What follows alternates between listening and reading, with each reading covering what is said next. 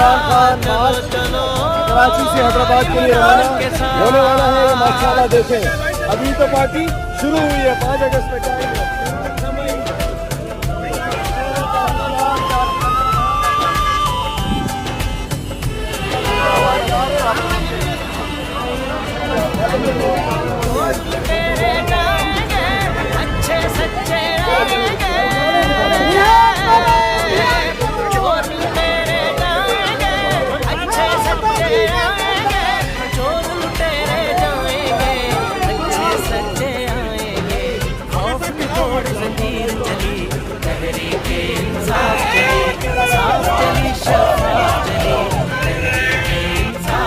इमरान खान मार्च कराची से हैदराबाद के लिए रवाना होने वाला है। ये माशाल्लाह देखें, अभी तो पार्टी शुरू हुई है। 5 अगस्त में